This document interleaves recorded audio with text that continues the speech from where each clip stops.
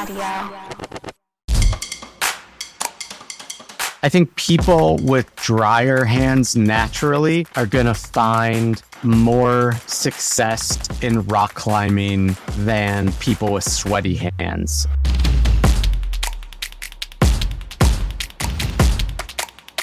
Hey y'all, welcome back to the Struggle Climbing Show. It's me, Ryan. Hope you're doing great. Hope you're having an awesome day and an awesome season. And it is the fall season for me here in the Northern Hemisphere in Kentucky. And conditions are getting crispy. The rock is feeling sticky. And my skin needs to hold up to many, many, many days in a row out on rock when I can get them. And so this conversation is coming at such a good time for me and hopefully for you as well, as we are talking to a couple absolute skin nerds and experts about all things skin prep, skin care, skin conditioning, so that we can perform at our absolute best and for more sessions in a row, whether it's inside on boards or on the set problems, or outside on a variety of different rocks. And we talk about granite, sandstone, limestone, all sorts of stuff in this conversation here. And I am so excited for it because, look, I've been doing this podcast for a few years now, and I started climbing a little bit later in my life. I started climbing at 30. Wish I had started climbing a lot earlier, but don't we all? But anyway, I didn't start trying to really focus on performance until I turned 40. And then shortly thereafter, I started this podcast because I wanted to talk to the best in the world and try and learn from them. And one of the through lines, one of the topics that came up often, whether I was talking with somebody like Alex Honnold or somebody like Adam Ondra, was skin. Everybody's always talking about their skin. Oh, my skin was in great shape, so I was able to put that extra effort in and send. Or I was just really wrecked, my skin was trashed, and I couldn't put it together. And at first, I was just always like, why do these guys keep talking about their skin? It's so weird. And it just kind of like, I don't know, it just wasn't something that I had ever really spent much time thinking about as just an amateur climber. But then as I started getting more serious about climbing myself, I discovered why it was so important and why they were always talking about it. And that is because skin can really make the difference on whether you send or not, or whether you get that extra quality day on the project, on a trip, or whether you're, just working on a board problem. It can be like this little secret make or break thing. And so this conversation here today is a culmination of hearing about this from the pros for so long, and then me personally now really wanting to figure out how I can level up in that department.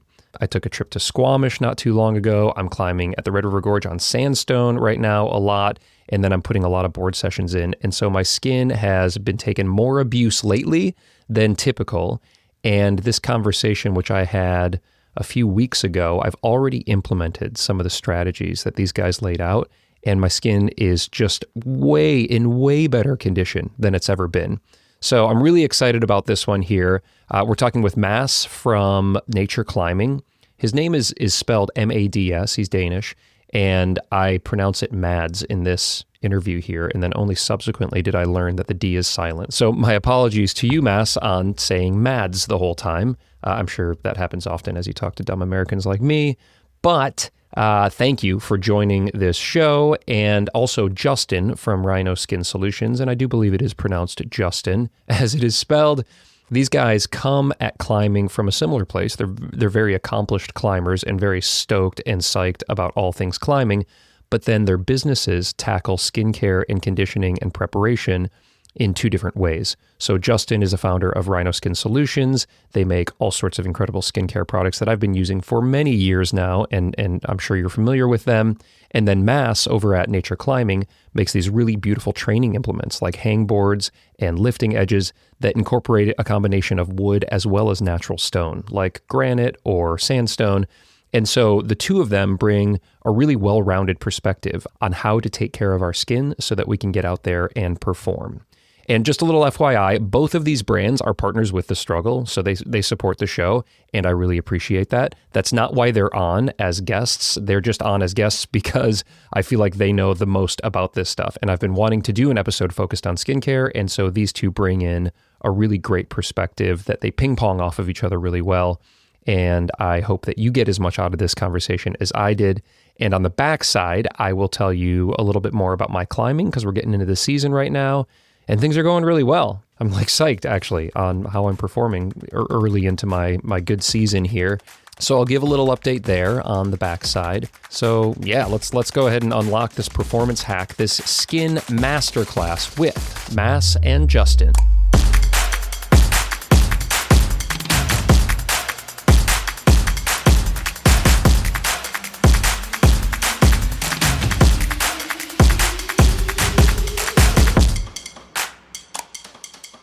I'm excited to dive into this topic, gentlemen. Skin is an interesting one. When I was fairly new to climbing, or at least new to being serious about climbing, never thinking about skin. But then time and again, I have these conversations with all of these pro climbers, and all of a sudden skin is on my radar, and I've never done an episode about it. And so here we are. I'm really excited. I've got a couple professionals here that come at the skin game from two very unique sides.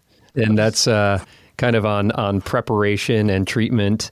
Justin with you on the Rhino Skin Solutions side, and Mads with you on a lot of preparation and conditioning on the training and implement side. So yeah, I'm really psyched on this conversation, and hopefully we'll be able to take a look at it through the lens of everyone from those who are fairly new to the sport, indoor and out, all the way up to those who are getting really psyched, wanting to take trips and get the most out of their limited days when they're able to get outside. So yeah, hopefully a good resource here for the community. And I think by way of entering into this, it'd probably be good to get a couple introductions. Justin, why don't we start with you? Justin Brown, owner, founder of Rhino Skin Solutions. Rhino's been in the top 3 focuses of my life for about 10 years now. Yeah, I started in 2015 out of need for just better skincare for myself and my wife. We had products we liked, things about them we didn't. And just being a tinkerer and ingredient reader and a chef, I was like, I think I could probably make these better than what they're made as right now. And so we tried it out, and here we are with some really cool lineups of products and kind of covering a wide range of wants, needs, and desires from the climbing community. As a climber, the first time I ever climbed, I was 8, but then really got into it when I was 14. Just a little bit more autonomy in my life, and a climbing gym opened up, and I'd ride my bike down there and spent many, many days there instead of doing schoolwork. Yeah, so climbing, father, husband, I like to ski, do jiu-jitsu as well, and business owner. And that's about all the time I have for my life. There's a lot of hobbies to be had, but yeah, those are the ones I focus on. That's quite a bit going on in your world right now. Yeah. If you had to pigeonhole yourself as a climber, what kind of style are you into, and where are you located? Where do you climb mostly? Yeah, so I'm in Bend, Oregon. So Smith Rock is our closest, world-class vertical or just off vertical crimping and pockets. The sinker middle finger mono is my bread and butter, whether I like it or not. But yeah, I can pull off my middle finger mono for better or worse. Yeah. But that being said, I would not pigeonhole myself into the technique and style that is Smith. It's not really my favorite type of rock climbing. The Red River Gorge is incredibly fun. I am a thug and guerrilla type of rock climber more than anything else. And so the red really fits my style. I'm a little bit of a scaredy cat, so that's perfect that it's overhung and well bolted. But yeah, I don't really pigeonhole myself. I actually don't like those conversations with younger climbers when they're like, yeah, I think like I boulder now, but when I get to be like upper 20s and a little older, I'm going to start sport climbing. And then when I'm old and like 35, I'm going to start trad climbing. Right. And I'm like, dude, you got to, in my view, like you have to do it all because they're not different sports. It's all climbing, and they all offer some sort of physical, mental, or tactical aspect that helps you with everything else. So yeah, I love going trad climbing. I love going bouldering trips, and bouldering trips are the most fun thing in the world because it's a lot of just hanging out. But sport climbing is great also. So yeah, no pigeons here.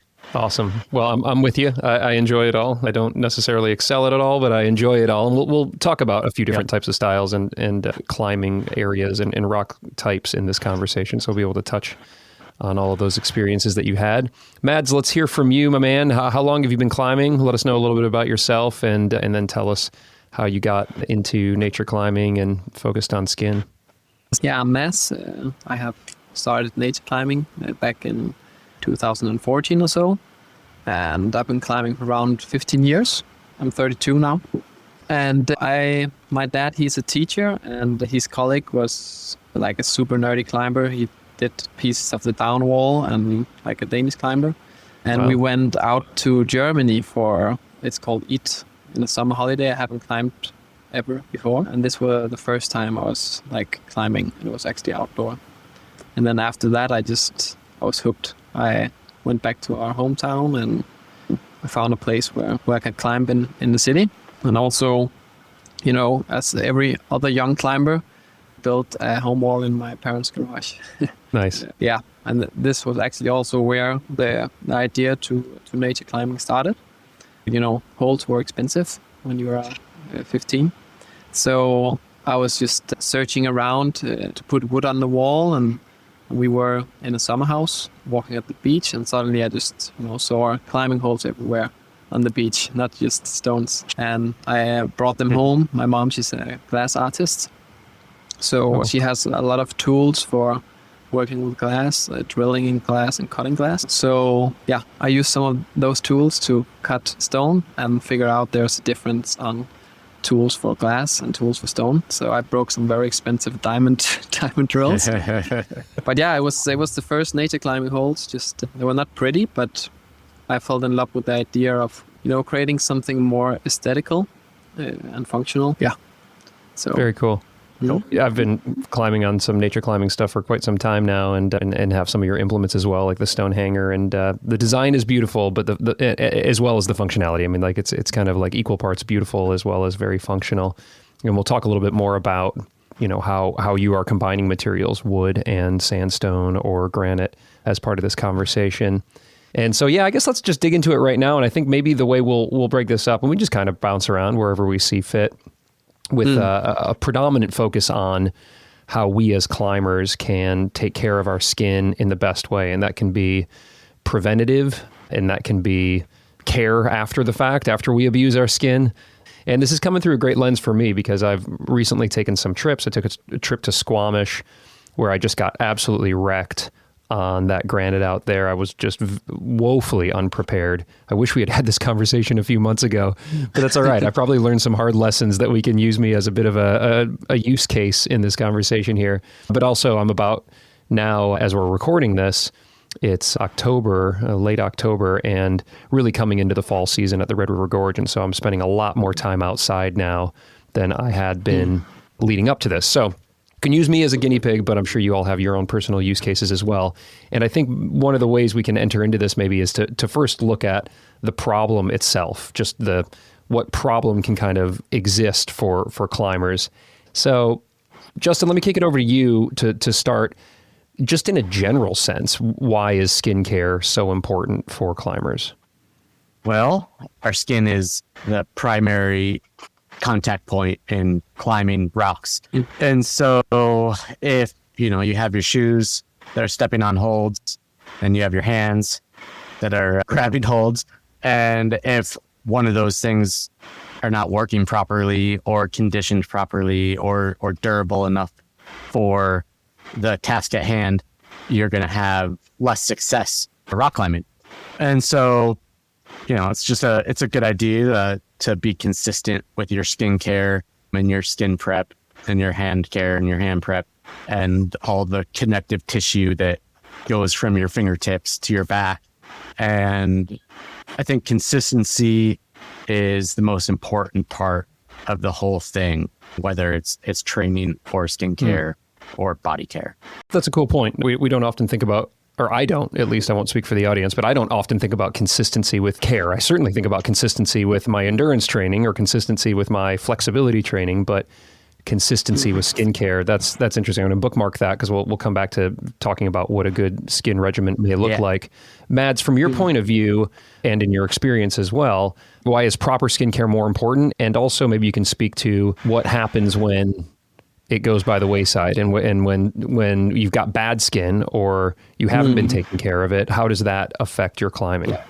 Yeah, I think, for me as a climber living in Denmark, which is like a totally flat country with not any rock, when I go climbing outdoor, I travel for a long time.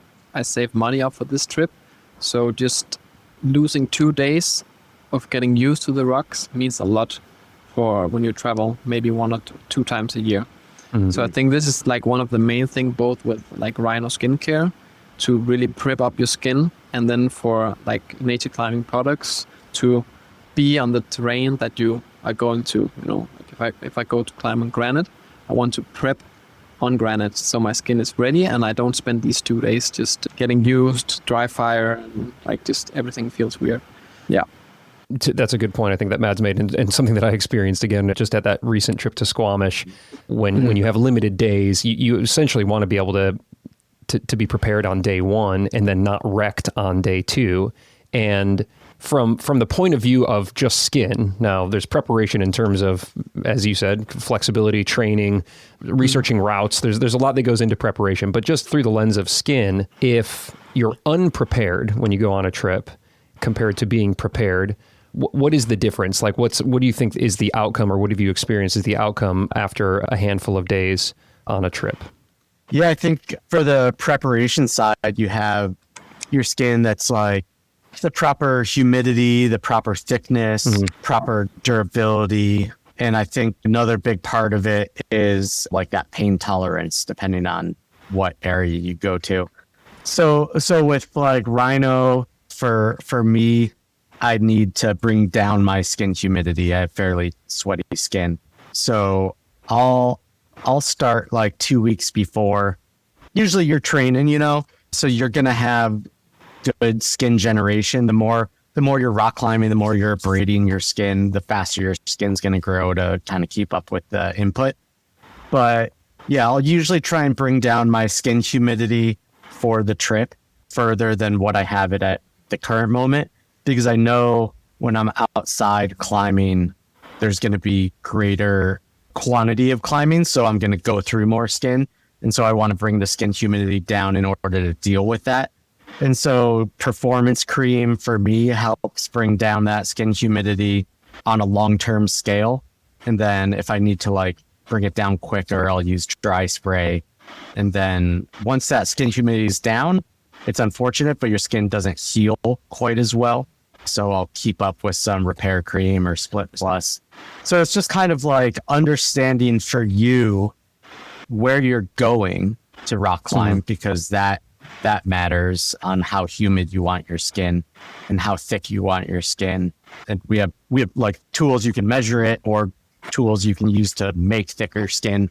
And I think nature climbing has some great tools for that as well. Pause there for a second, because you brought up some really great points that I didn't even have here down on my notes. I guess first and foremost, it's probably important that each climber, each individual understand what their skin type is as just like a baseline. Okay, if I'm not doing anything, I run on the drier side, or I run on the more moist side, or the softer side, or the tougher side. And there's people who work with their hands, and there's people who don't. And so I guess there's a variety. Can you speak to that? I mean, I don't know if either of you've done any research. Certainly you've done anecdotal research, just talking to climbers and people who use your products. Is there a more common skin type than others, or is there a more desirable skin type to have when we're talking about climbing, or is it very individualized? I haven't done any science on the topic, but I have done a lot of anecdotal research and I've listened. And, I would have thought that sweaty hands is more prevalent, but I would have to lean towards it's about 50-50. I think people with drier hands naturally are going to find more success in rock climbing than people with sweaty hands. Just at like a base level. If you have drier hands naturally, you're going to slip off holds less. You're going to have to chalk up less. You're going to have more time to actually execute moves, less time you're going to have to chalk. With that being said, if you have super dry hands, you can glass off holds. You're going to have trouble clipping, where you're like hanging on one hand trying to clip, and you could like just explode off a hold because your hands are too dry. So not to say that like all the way dry hands is better than all the way sweaty hands. Right. There's no absolute there. But I think it's probably about 50-50. I think it seems as though we sell more antiperspirants for hands than we do our skin hydrating spray. Mads, from your experience as well, just in talking about whether it's drier skin or sweatier skin, or perhaps in terms of conditioning, like using a stone edge to condition skin, softer skin versus more kind of tougher or resilient skin, where does one want to be on that spectrum? I would assume too soft is bad. You could get tears or splits, but like also too calloused or too tough or too dry can be bad, at least in my experience, where I'm not feeling the holds. Maybe my fingers aren't able to get a crimp the way I want because it's just like too thick. You know what I'm saying? Like what's the sweet spot? I think it's very difficult, and I think it's very also individual for different skin type, what the perfect skin is, because, you know, I have friends that has super sweaty skin, but in the winter they get cracks in the skin. You know, I would say that is almost the worst. And then I also have, you know, climbers that have super thick skin all the time, and, you know, have to use a lot of spit from Rhino to just get more elasticity in the skin so they can actually feel the holds. Yeah, so I'd say it's very individual, but most people feel that they are sweating when they're climbing, and I think it's both, you know, temperature, moist, but also psychness. You know, if you get too psyched, you start sweating. It's natural. So I think performance and tip use and this is what I recommend people to try together with some skin condition, you know, stone hanger or hangs on granite holes, to just try to not have too moisty skin. Right. Yeah, and that's kind of where I'm at least on the spectrum, is like I tend to be, I don't think I'm on the extreme, but I think I'm a little bit more on the moist side. I tend to try to dry out my skin or condition my skin up a little bit before the season comes in. I think my skin is fairly soft, and as evidence, especially when I'm climbing in the red in the warmer months, I get a lot of like tears and cuts and things because I'm trying to rest on these holds, and it's just the softness of the skin it's just giving way. It's just peeling, if you will. And then, you know, I have to go a couple days where my computer doesn't recognize my fingerprint when I'm trying to log into my computer. So in terms of pre-season preparation, we're talking about conditioning our skin with products, if we're looking at it through the Rhino lens, and using some materials, wood, stone, so granite or sandstone, and in our training, if we're looking at it through the nature climbing lens. And then there may be other factors involved as well, diet or hydration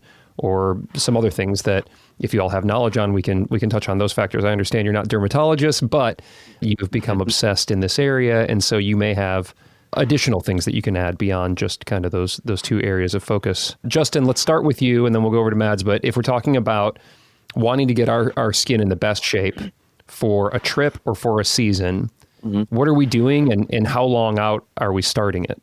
Yeah, I think the average climber's trip is about 2 weeks. I think that's fair to say. And I think you can view the skin real similar as you can view your muscles. They're both proteins. They both are linked together. They have about the same recovery time. If you tear a hamstring, or if you do like a nervous system reset while you're training, or if you're just like super sore, it's going to take about 10 days to recover from physical training. And it's the same thing with your skin. If you tear your skin, if you get a flapper, if you cut it, if it's just super thin and weepy, it's going to take about 10 days.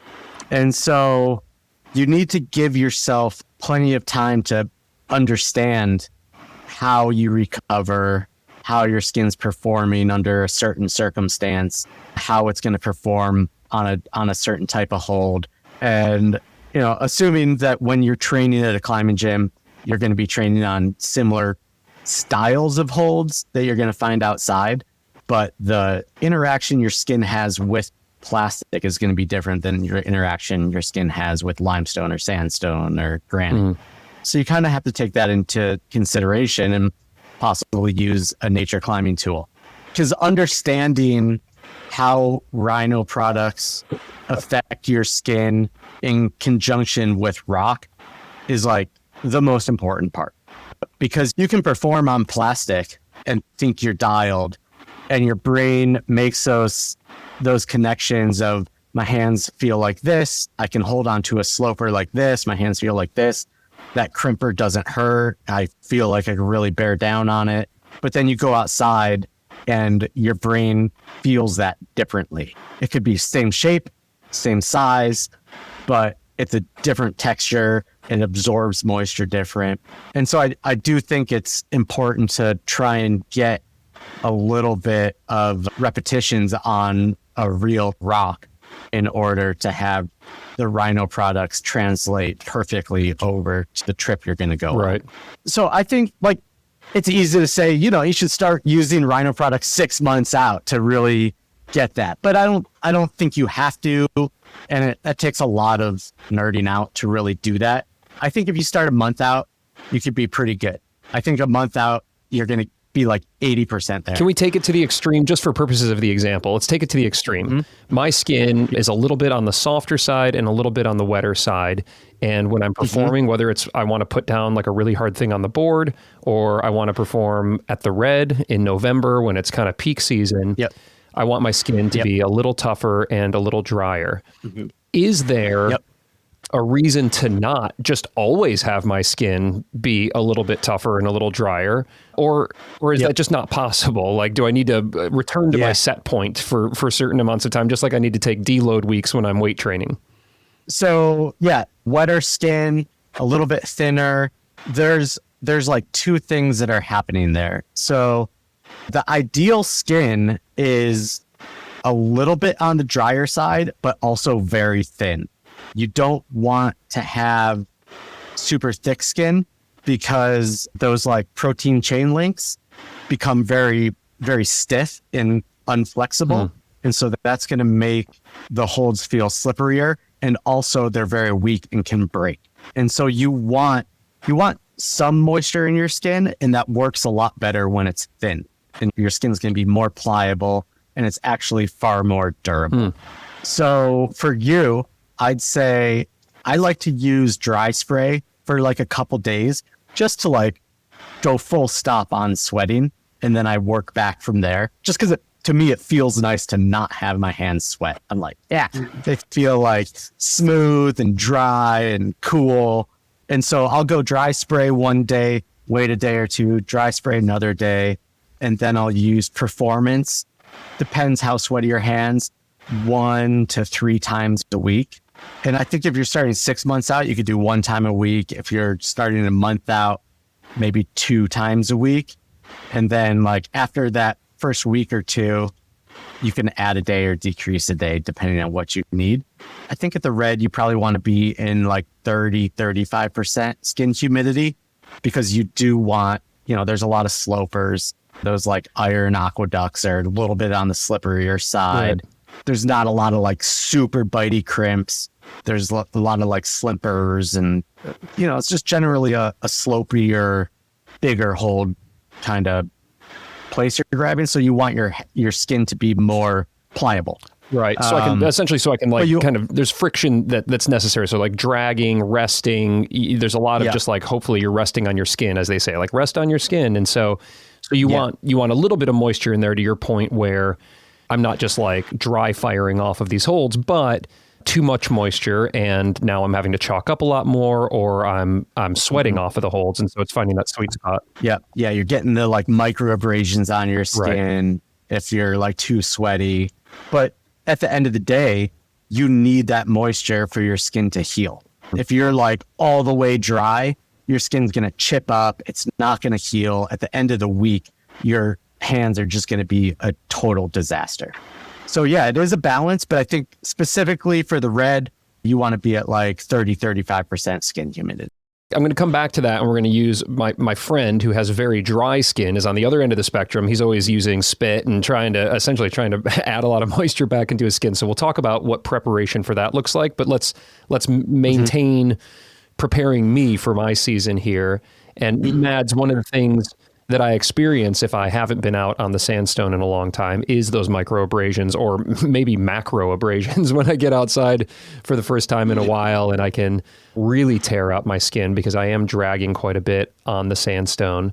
And in my experience, it was even worse when I went to Squamish. It was very hot when I went to Squamish. So it was like hot and sweaty, and I was on like a different type of rock than I'm used to. And that granite really chewed it up. So if I've been conditioning my skin using, in my case, my kind of test case here, as Justin was suggesting.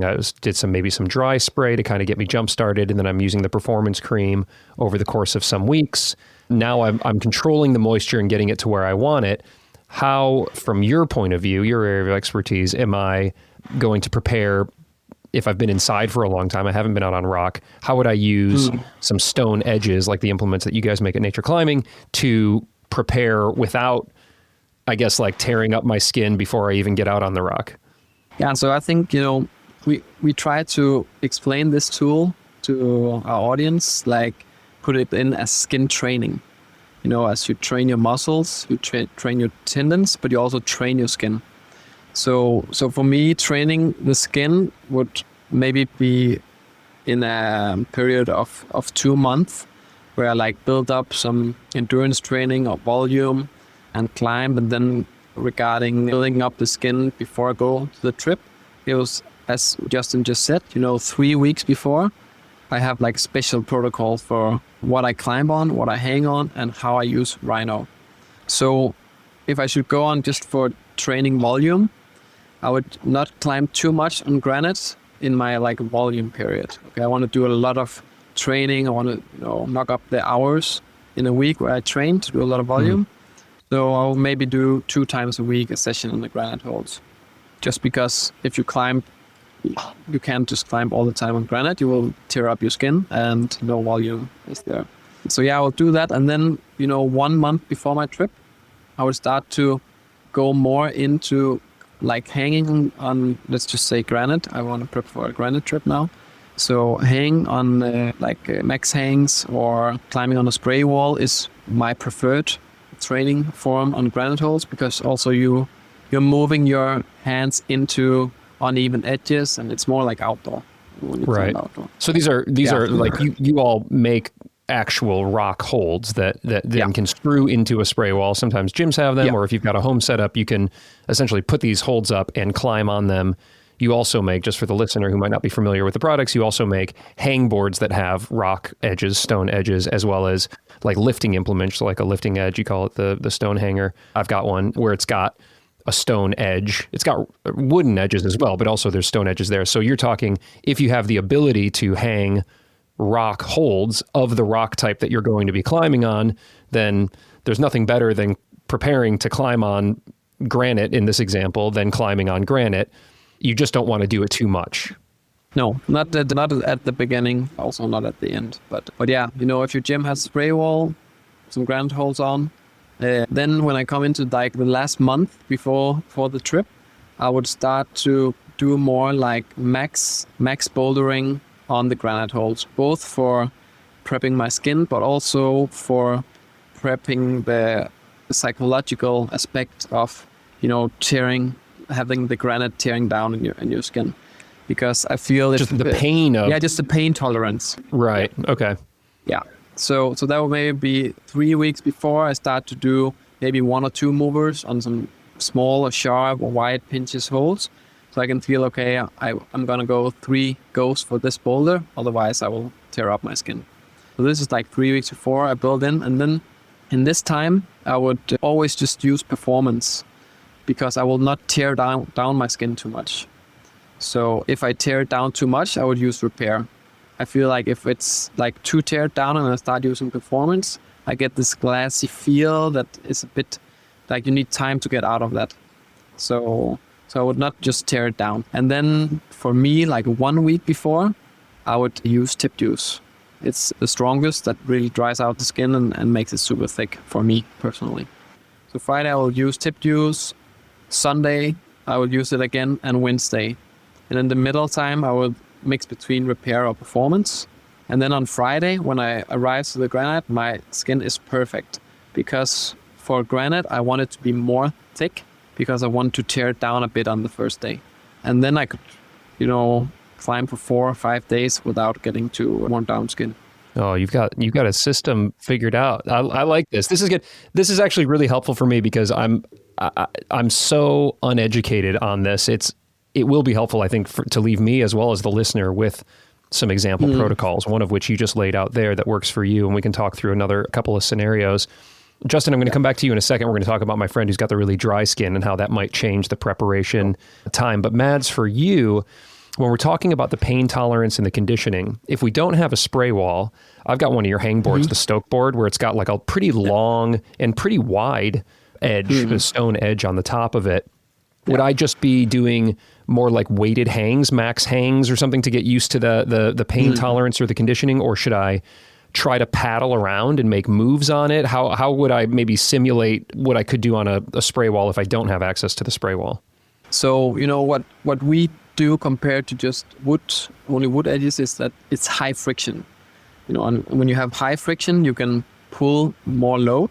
So if you have a hangboard with a granite edge, I would do max hangs on the stone edge. And it's very easy to feel like if you're used to just do it on a wood edge and you go to the granite edge to do your regular hangboard protocol, you can just feel your skin is warmed, you know, the day after, like you've been out climbing. So this is on the hangboard, or you can go with like a max hangs on the stone hanger as well. And yeah, then on the stone hanger, you can adjust the angles where you put like the rope. So you can also do more in-cut pulls where you just go for a high load, or you can do it more slowly where you go for like a friction pull. So for me on the stone edge, I feel like it's, you know, pulling my skin more. And this is what I want to build up my skin tolerance and thickness of the skin. Yeah. Cool. I used to go to Waco tanks a lot, and you know, it's overhanging, real bitey crimpers a lot. And when I used to go before I would go out, I knew that pain tolerance was going to be a huge issue. And so I just used to like bite my fingertips as hard as I could and just sitting around just to get that pressure pain, just like numb them up. Yeah. But yeah, hanging on your hose is much better. Yeah. That's real funny. No, we don't need to chew on our fingers. We could actually just train on the stone type that we're going to be going to. And just as a little side story, you made a point there like, hey, when you've got higher friction, you can pull harder. I had been typically doing a lot of my like max block lifts with just a wooden edge, you know, like a 25 millimeter wooden edge. And I would do like a 4-finger half crimp, and then I would do like a series of drags and a 3-finger drag. And a lot of the styles that I use out here at the Red are drags. And I would always, on the wooden edge, have to remove quite a bit of weight between the difference between my 4-finger half crimp and my 3-finger drag.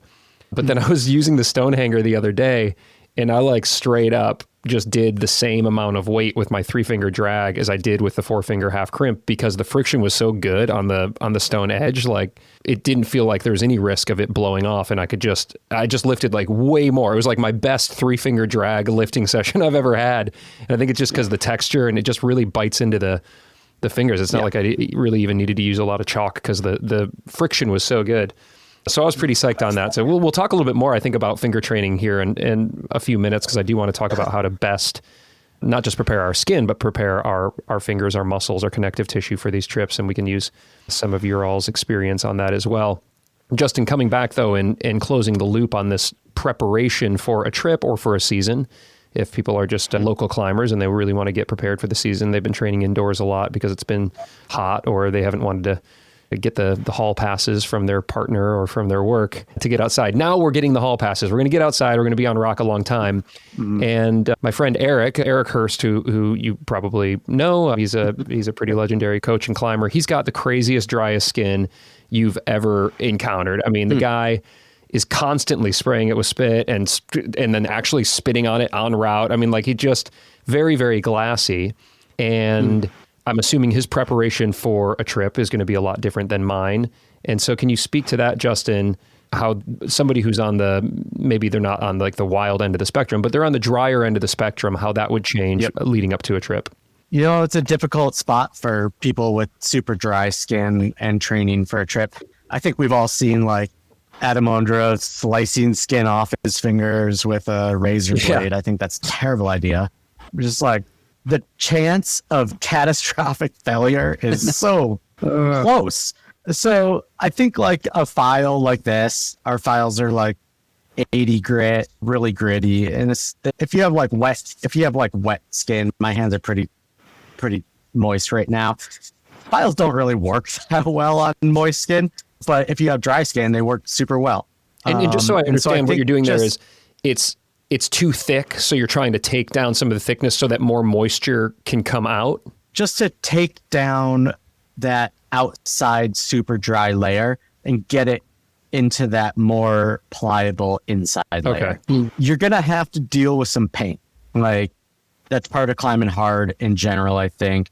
But if you have dry skin, you want your skin to be kind of as thin as possible. It's going to be more pliable. It's going to be a little bit more humid. That fresh skin down there is just going to be better for you to climb on. So you're training for a trip. You're going to use spit in the gym probably to hang on those big plastic holes, to hang on the wood holds. You're going to start building up more and more skin. Just file. I wouldn't use like an automatic file. Some people have like those mini Dremels. Right. That's going to build up heat in your skin, and that's just going to make your body build more skin. So just like when you're hanging out at your desk and you don't want to be working, just like slow, steady filing, get the edges, get the pads, get the creases, nice and slow. It shouldn't be anything where you're just like going crazy with it. It's just slow and steady wins the race pretty much for everything.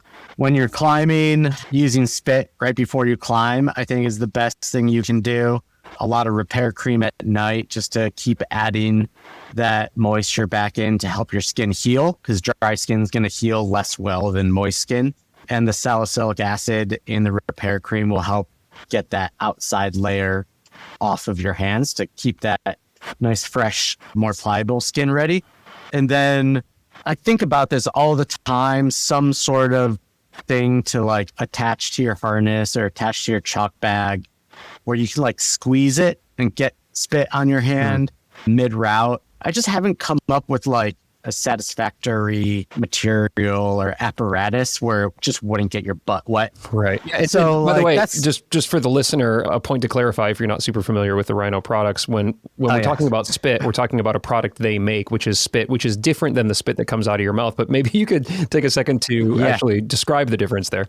Yeah. Well, we kind of try and make it as close as possible, but smell better. So your spit is the thing that makes it its consistency, I think, is hyaluronic acid. And hyaluronic acid is a super important ingredient for your skin as well and connective tissue.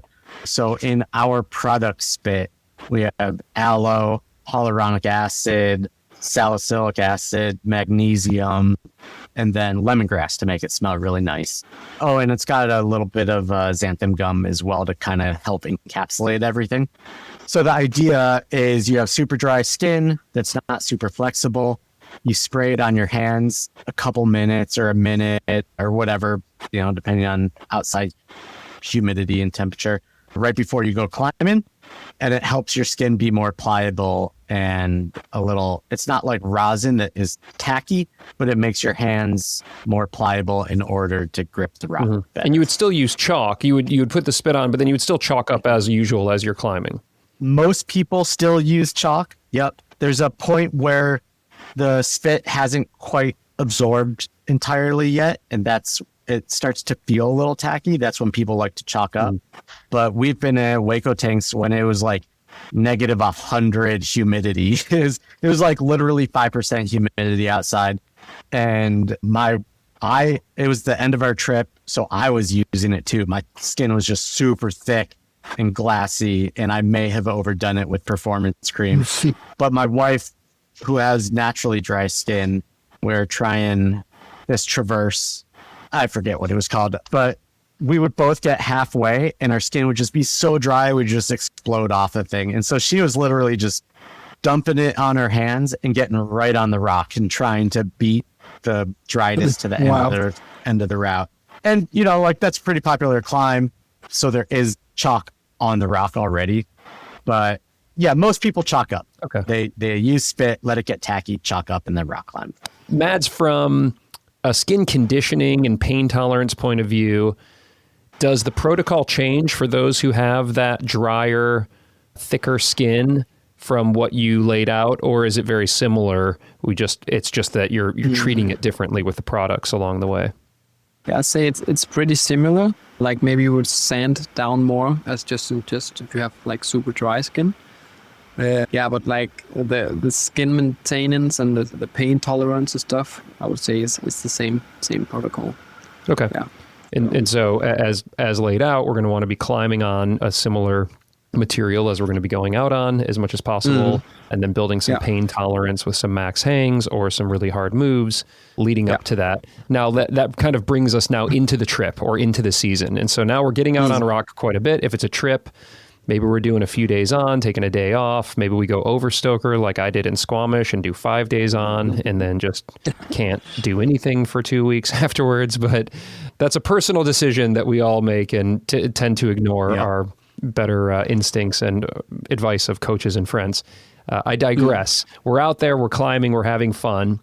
And oftentimes, at least in my case, I'm putting in a lot more mileage on rock than I am at the gym. You're climbing long routes, long days, doing a lot of resting, typically trying much harder than I would just like during a training block. And Justin, if we assume that I've gotten my skin to where I really want it, and again, in my scenario, I'm a little bit more on the moist, soft side. So I've been using some dry spray and some performance cream as recommended. It's really feeling great on that first day. What's going to be happening to my skin over the course of the next handful of days? And how do I treat that without completely undoing all of the great preparation work that I've done up to that point? Yeah, I think the plan is to just go forward with what you were doing as preparation and continue on during your performance phase.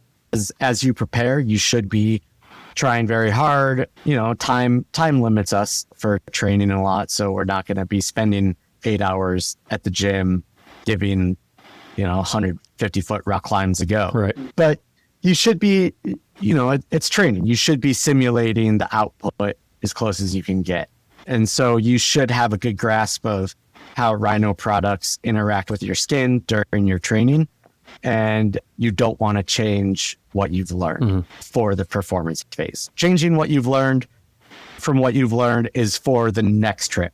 I would just continue on with the regimen that you have discovered and tailored to yourself while training. That being said, I've gone the Overstoker route also. And at the end of the day, just been like, oh my God, my hands are so thin. They're so weepy. I need to do something about this. And I will use dry spray and performance cream. The problem is after the trip, you end up with eggshell fingers that will 100% peel off. But, that's the price we have to pay. Right. Yeah. Well, I appreciate that. So just so I'm understanding, because I'm not sure I'm quite clear on the protocol preseason or kind of on the trip, the performance cream in this case for me, for example, like the dry spray, the performance cream is going to help me reduce the moisture level of my skin and maybe toughen it up a little bit because it's pretty soft already. Repair cream brings more moisture back into the skin. I'm assuming, as you said, moisture skin repairs faster. So is it a climb and then get done with the climbing, wash the chalk off, put on repair cream, and then put on performance cream later, or only save repair cream if the skin is like wrecked? And if it's not wrecked, continue with the performance cream? When does the repair come in, for example? And does it undermine the use of the performance cream? Like, will my skin all of a sudden be like really moist the next day if I'm using repair cream instead of performance? For us, generally normal humans, repair cream, I think, is essential. It has antibacterial properties, has a lot of magnesium in there, salicylic acid, and it helps condition and moisturize your skin to let it heal. And I think that healing process overnight is super important. It has anti-inflammatory properties as well. So you get done rock climbing, you wash your hands. I think repair cream is awesome to put on straight away. Kind of brings down the swelling, cools your skin, antibacterial, helps your hands just start healing immediately. And then you can go to performance or dry spray later on that night and then repair cream again. they don't undermine each other. Okay. I think they actually help each other. Okay. Yeah, that's good to know. I appreciate that. Now, Mads, from the training preparation side, once the trip starts, are you putting the implements away and then only climbing out on the rock? Or is there any reason that one would continue to train with a stone hanger or warm up with a stone hanger while out on a trip? The stone hanger is also a super great tool for just warming up your fingers. Like we have this resistant band that you can just put on your foot, attach the stone hanger, and just do some finger curls and light warm-ups. And then also, again, like this physiological element of taking the stone edge before I go on my project or anything and just like pull super hard on it. I think it's like the mental thing, as we talked about earlier. It's prepping me. This is what I like. Well, I'm a rock climber, so when I touch rock, I get psyched. So when I touch this rock, I get psyched. I'm ready to go. And I also feel like it saves my skin a bit for just going on maybe the project holds and pull hard on them. Just be ready to go very hard first time. There's a study that kind of works with nature climbing holds about warming up at the crag. They did a study with pig skin because they can't do it with human skin. That'd be gross. But they had pig skin, which resembles human skin. And they were looking into the tensile strength of it. And they found out that if you just take skin and you just stretch it, it's going to tear. But if you warm it up and like do some smaller stretches first, and then you stretch it hard, it has like significantly higher breaking strength. And so you can take that over to human skin. And I tell people that if they're having problems splitting in their creases or their fingertips, like if you massage your skin in the direction of pull, it's going to warm the skin up and it's going to align all the protein fibers to be a lot more tensely strong than if you just jump straight onto rock climbs. So it's the same thing. Like you can, when you're waiting your turn, just start massaging your skin in the direction of pull. And then when you're going to warm up, you can take the nature climbing holds, the portable ones, and you can just like linear load your skin, start slow, and then just start getting a little bit more aggressive with it. And that's going to keep your skin like quite a bit more durable for this session. That's cool. I love that because there is a lot of sitting around and waiting around and warming up. And so just literally kind of warming up and pre-stretching the skin sounds like a great call. And you did mention splits there, and we've talked about flappers earlier. How do we speed up the clock of healing when some sort of catastrophic split happens while we're on the route and we're only 2 days into a 10-day trip? We have our split balm. I think packing the split with split balm is a pretty good way. Once it's past that like bloody weepy stage, the split plus cream really helps. Like beta hydroxy acid, which is salicylic acid. Like the hydroxy acids do a pretty good job, hyaluronic and salicylic, and vitamin E, which our products have. But like your skin has memory, like it legitimately has memory. So once it splits, it knows that like that's the spot to split. So short of like filing and using hydroxy acid creams, like I don't think that there's a lot you can do. What about covering? Because essentially what we're talking about is you're saying you create a moist atmosphere, and that will help the skin to, I guess, regrow faster, which again, to me, in my uneducated mind here, almost seems counterintuitive in a sense, because I'm like, oh, I want drier skin, but now I've got an injury, and so I'm going to put some repair cream on it and then put a big bandage, a Band-Aid over it, or I'm going to wrap it in some way that's going to trap that moisture in. But ultimately, I want it like dry and tough. So how do we, when we have that split, we've got that flapper, we're going to use some creams. And to your point, sometimes it just takes days. Maybe it's a week or 10 days, if it's a really bad injury, you just try to climb around it if you have to. But how do we dress the wound, if you will, to improve healing, but also not create some sort of significant new hazard or obstacle for our climbing? For splits, I have this tape right here that I'm trying to show. One of the problems with this cohesive tape is once you lose the end, it's really hard to find. And it sticks to itself. and it does not stick to your skin. It doesn't have any adhesive on it. You're saying it won't stick to your skin at all. It only sticks to itself. Correct. And so like the adhesive tape, there we go. The adhesive tape we sell is super sticky. And if you have a skin injury, it's going to add to that skin injury because it's going to pull at the skin all around it. It's going to pull at the injury. It's like kind of breathable, and it's a zinc oxide adhesive. So it's like as good as adhesive tape is going to get for open wounds. And it really does help you. Like if you have a split on your fingertip, it's super sticky. So you can still kind of climb with it. But yeah, this is the cohesive tape. And you can tell it's like super breathable.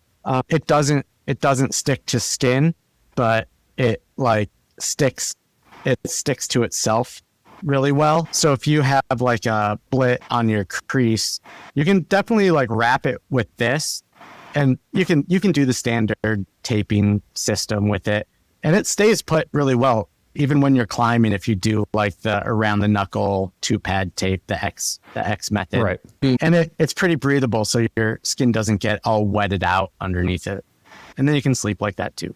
That's interesting. So again, I guess to dumb it down for me, you get an injury, you're going to want to keep it moist. And if we're using Rhino products, it's going to be the split or the repair cream, and then putting some tape or a bandage or something around it to keep it moist so that it heals.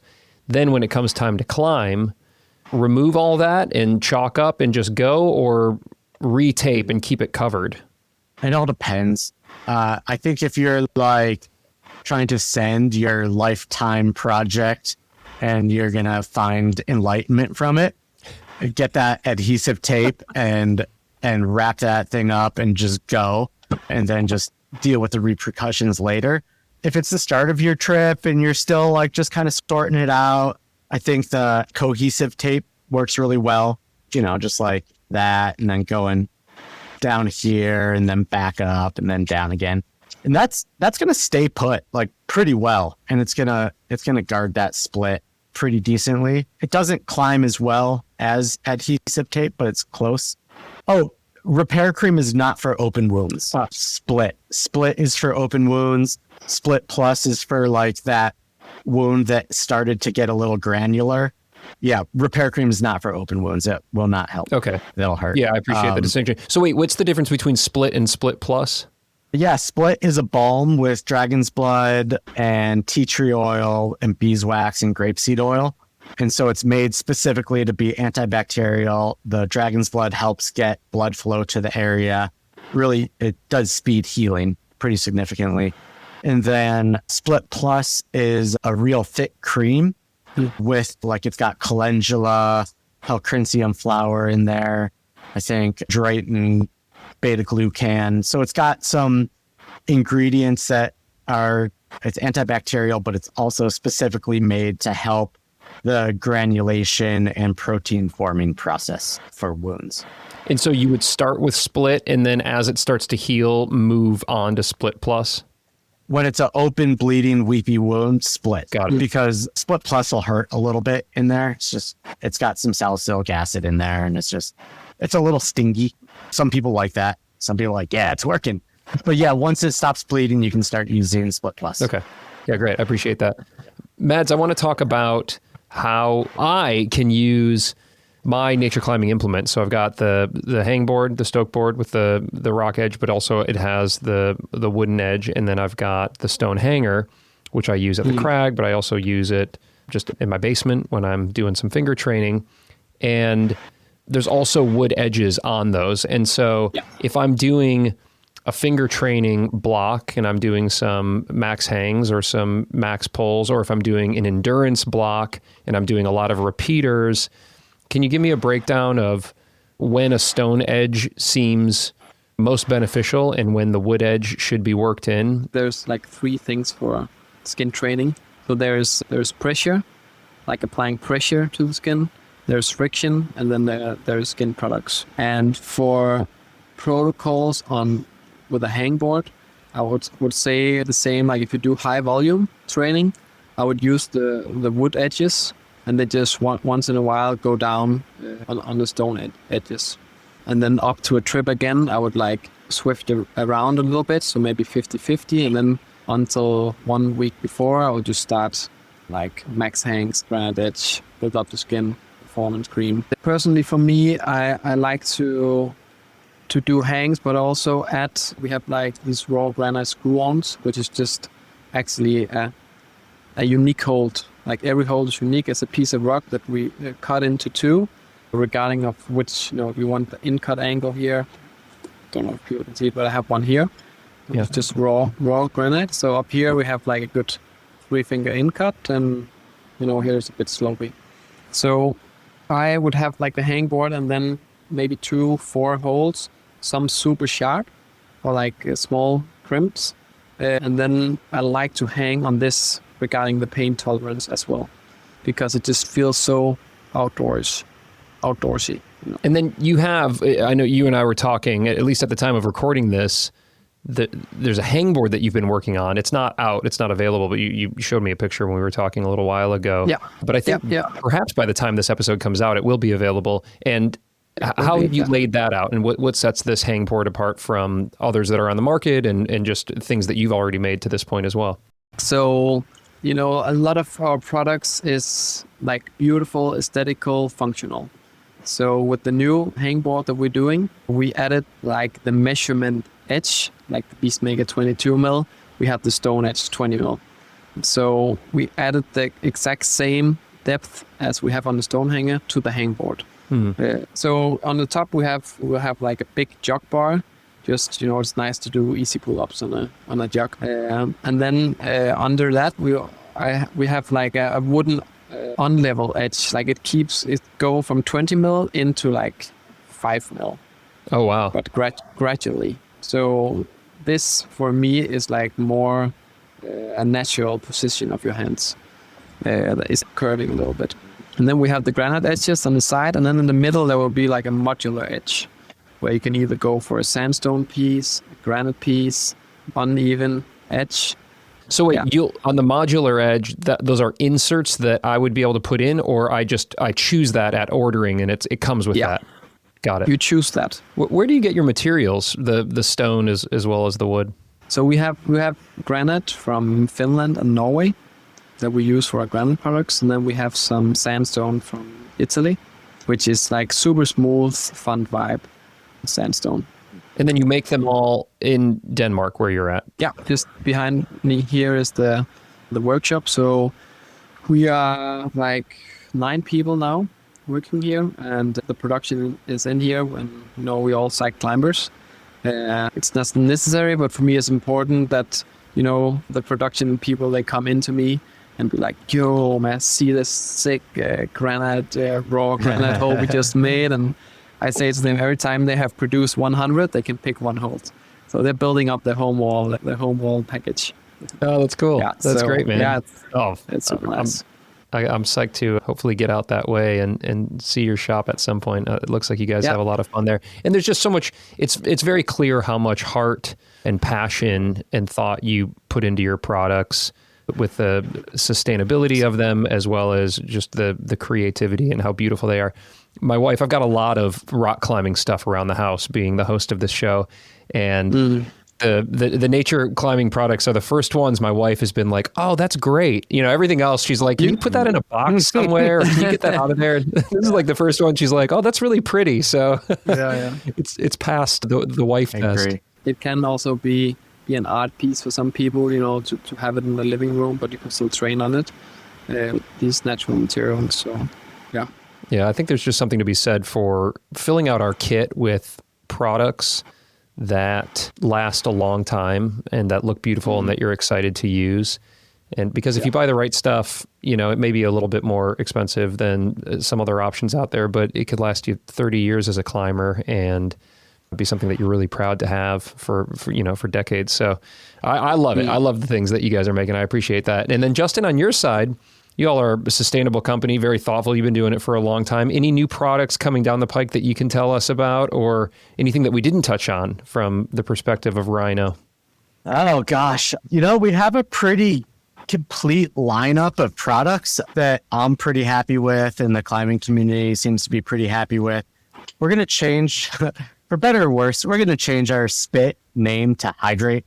It just kind of is a little bit more wholesome and approachable, I think, for the general public. So that'll be one thing. You'll see Hydrate on the bottle, same color, same everything. It'll just be Hydrate instead of spit. And it kind of fits in with repair and split and dry and performance. It just kind of fits in a little bit better.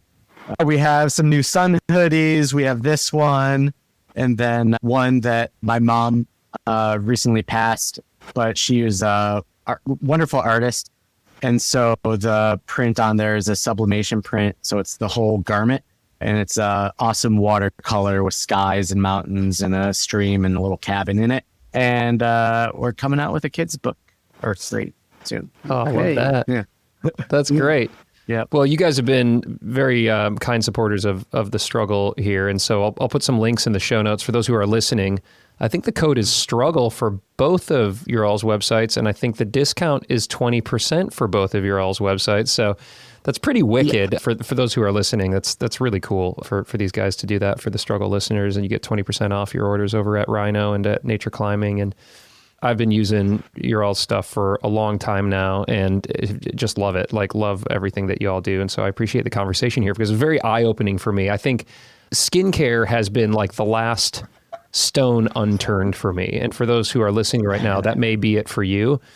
And to circle back to where I was at in the beginning, the reason that it really has kind of landed on my radar is that I continue to have conversations with the highest performing rock climbers in the world, including Jonathan Siegrist and Adam Ondra and Hamish MacArthur recently. And, you know, these climbers where they're always looking for every advantage they can get and to really find ways to find another 0.5% or 1% because they've done everything else already. Mm-hmm. And time and again, one of the number one things that they talk about is skin. My skin was in really rough shape. I knew I only had one more go, or my skin was perfect. It felt great that day. I felt like I could rest on everything. And if you look at any bouldering video in the world, just open up Instagram right now. What happens? They fall or they send, and what do? They instantly look at their hands and they say, have you failed me? Do I have another go? And so skincare at that elite level seems to be a difference maker on whether you get the send or not, in more times than not. And for those of us who are not at that elite level, we're still trying really hard, and skincare can be a difference maker. So this conversation for me has been really fascinating, and just the amount of thought that you all put into your pre-trip and trip program, it's revealed to me that I think I need to put a little bit more thought into it as well. And so maybe as a parting thought here, as a way to wrap up this episode, I'd love to understand from you guys what works for you. If you got a trip coming up, or if you're just in like kind of regular season training, what do you all do for your routine? And then I might be able to take some notes from that as I start to figure out what's going to work best for me. Mads, let's go ahead and start with you. How are you? I guess you just got back from Font. So what phase are you in right now? Yeah, so I just got back from Font, and actually before that I was also in Norway climbing. And I think actually it's an interesting thing because when you go on granite and then 10 days after you go on sandstone, there's a high risk of fucking up your skin in this middle part. Right. But I actually just kept climbing and hanging on stone edges and on the spray wall, and then just using performance, and I could transfer into having super good skin to Font. Yeah, so we are in the good season now, and I found a place in south of Norway with some very sick boulders, and I'm psyched on. I climbed 8B boulder in Rocklands back in the days, so nice. My goal is actually to come back and climb this grade.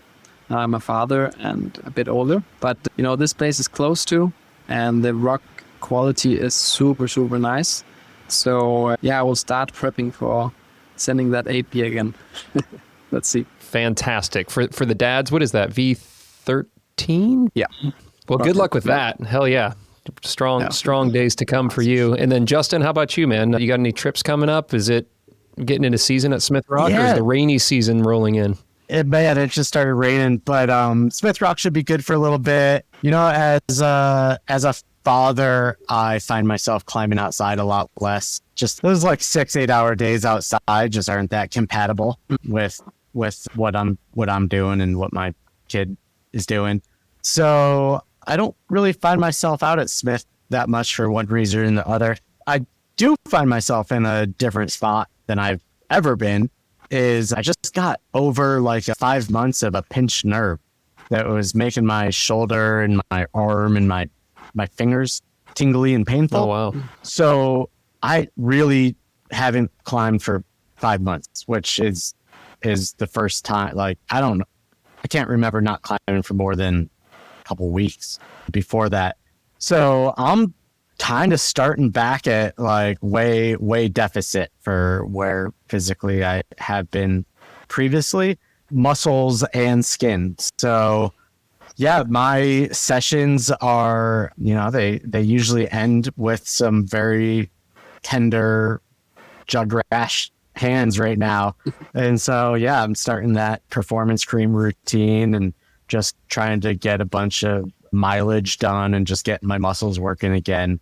So yeah, it's interesting. I was going to sleep the other night and I was like, oh my God, I feel like a new climber again. My back hurt, my chest hurt, my arms hurt. So yeah, just getting that performance cream routine so I can stay on the rock longer and have more consistent sessions. And then keeping up with the repair cream and then the massage cream on my shoulders and my elbow and my back where the pinched nerve was seems to be helping a ton. So yeah, it's interesting because I kind of get to like explore the product lineup from a different angle than I had before. When I started as a, for myself, fairly accomplished rock climber. Cool. And yeah, I get to look at it from a more novice perspective again. That's kind of interesting, although I'm sure that was incredibly challenging. I'm sorry. I'm sure it was painful, but also probably quite depressing to go that many months without doing something that you love to do. I've been there when I broke my heel and ankle, and it was pretty dark for a little bit there. But coming back, you seem to have the right mindset around it. You get to have a beginner mindset. Again, you get to relearn a lot of these routines and rediscover movement and training and all of that. And you're more in my boat. So it's good. I can learn through you. I'll shoot you some emails to see what you're doing there. Yeah, thank you guys so much. Are you still struggling? Yeah, the struggle, dude. Welcome to the struggle bus. Just hop aboard. There's plenty of seats. We're all welcome. And this has been a fascinating conversation. I think I'm going to get a lot of questions and interest from the community on this. On the heels of it, maybe we'll have to do another little wrap up or a mini episode in the future after the season's over.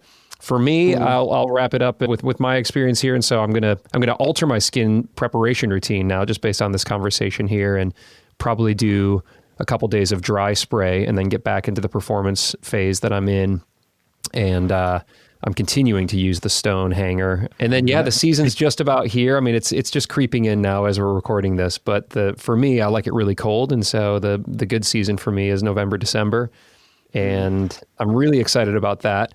And that's the one time that I have used the formerly known as Spit, now Hydrate spray, is when it's real cold and I've got my skin kind of to the dryness level that I want. I'll find myself dry firing a little bit on some of the glassier holds of projects, and so I will do a little bit of that Hydrate Spit spray beforehand.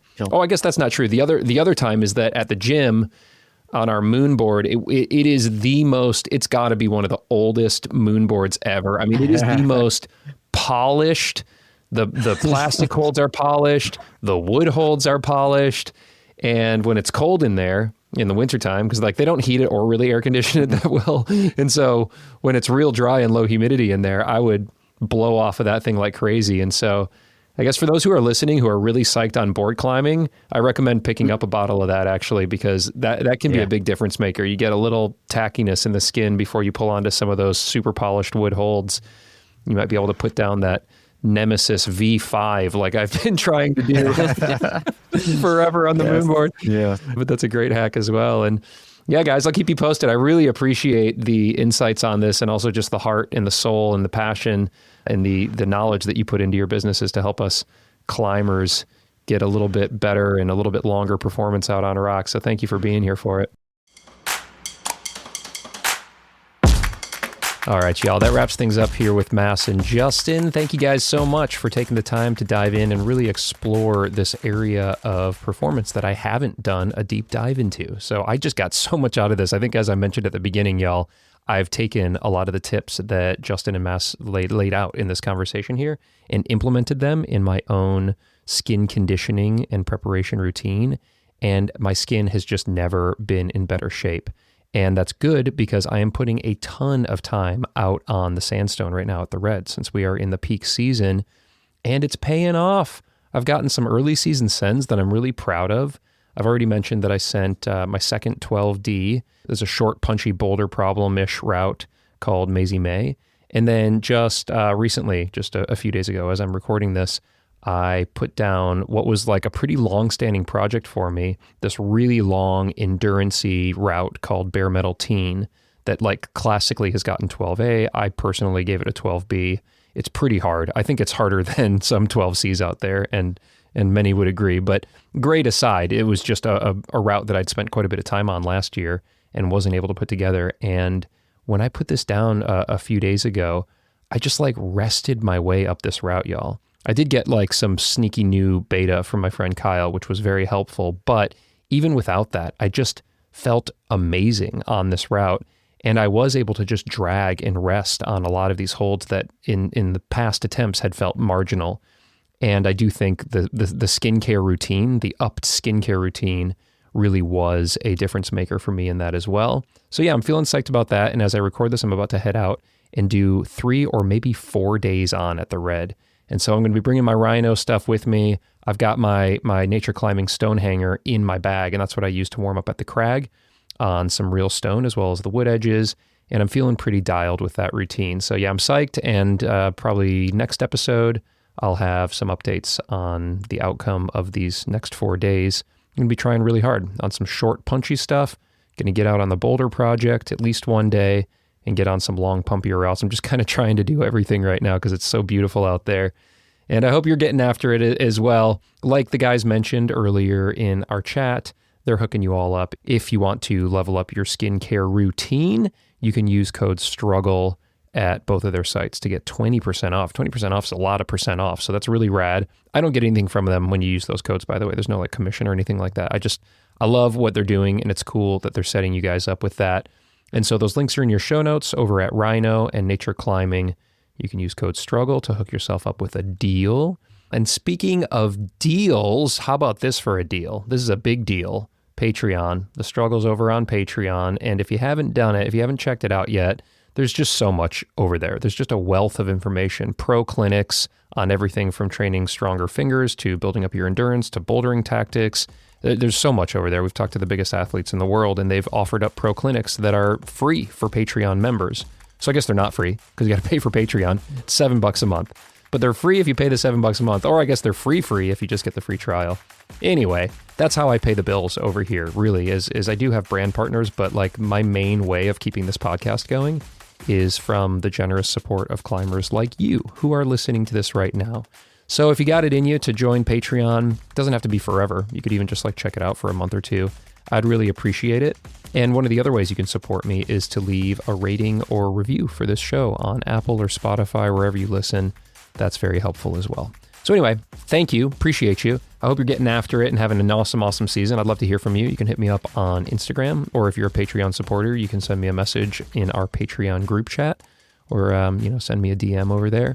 And I really do love to hear what you got going on. So I hope you're having a really fun time and finding these episodes that I'm doing to be helpful and entertaining. And if you got any ideas or thoughts, let me know.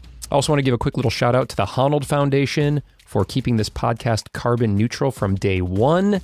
They are supporting some amazing projects around the world for clean energy and helping communities to support themselves. You can learn more over at honnoldfoundation.org. Shout out to Glenn and Haley who helped me with this podcast. And shout out to you for being awesome. Have a great day. I'll see you soon.